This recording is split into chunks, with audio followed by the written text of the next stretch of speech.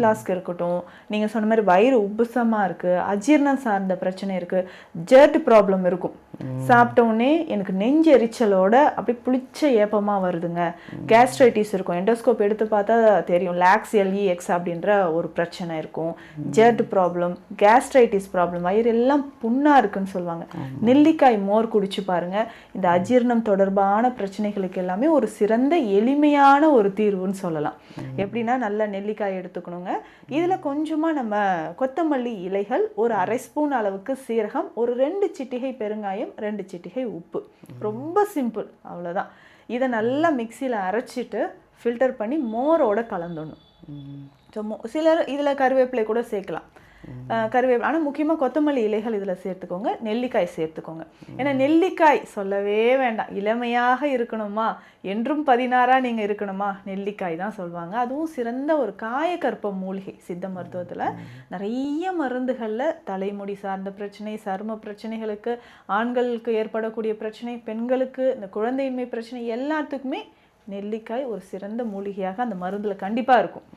So அந்த நெல்லிக்காய் சேர்த்து இந்த மோர் நம்ம எடுத்துக்கும் பொழுது உடல் அந்த குளிர்ச்சி தன்மை அடையுது. எவ்வளோ பேருக்கு ஒயிட் டிஸ்சார்ஜ் இருக்கும் பெண்களுக்கு, ஸோ வெள்ளைப்படுதல் பிரச்சனை இருக்குங்க, அது சரி செய்யவே முடியல, அதுவும் டாக்டர்கிட்ட போகிறதுக்கே ஒரு மாதிரி இருக்குங்க, அது எப்படி வெளில சொல்கிறது, சரி பார்த்துக்கலான்னு இருப்பாங்க. அதே மாதிரி ஆண்களுக்கும் பார்த்தீங்கன்னா ஸ்பெர்மட்டூரியா அப்படின்ற கண்டிஷன், யூரின் போகும்போதே ஸ்பெர்ம் வர மாதிரி இருக்கும், தூக்கத்தில் வெளியேற மாதிரி இருக்குது, உடல் உஷ்ணத்தினால உடல் இழைச்சிக்கிட்டே வருதுன்னு சொல்லுவாங்க. இதுக்கு எல்லாத்துக்குமே சிறந்ததாக நெல்லிக்காய் மோர் நீங்கள் எடுத்துக்கலாம். ஸோ டெய்லியுமே காலையில் இல்லை மதியம் ஒரு 11 மணி 12 மணி அந்த கேப்பில் நீங்கள் நெல்லிக்காய் மோர் குடிச்சிட்டு வரும்போது இந்த வயிறு சம்மந்தப்பட்ட பிரச்சனைகளும் குணமாகுது. அதுக்கு தான் சொல்கிறேன், இதில் ஒரு 2 சிட்டிகை பெருங்காயம் சேர்த்துக்கோங்க அப்படின்னு சொல்கிறது, கேஸ் எல்லாம் வெளியில் வந்துடும். சீரகம் இதில் நம்ம சேர்த்துருக்கோம். அதே மாதிரி நிறைய பேர் பார்த்தீங்கன்னா இந்த நெல்லிக்காய் சாரா காலையில் எடுத்து குடிப்பாங்க.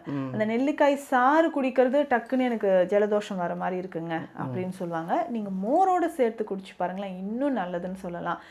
பைல்ஸ் இருக்குது, ஃபிஷர் இருக்குது, ஃபிஸ்டுலா இருக்குது, இந்த கம்ப்ளைண்ட்டுக்கும் இந்த நெல்லிக்காய் மோர் ரொம்ப ரொம்ப சிறந்தது.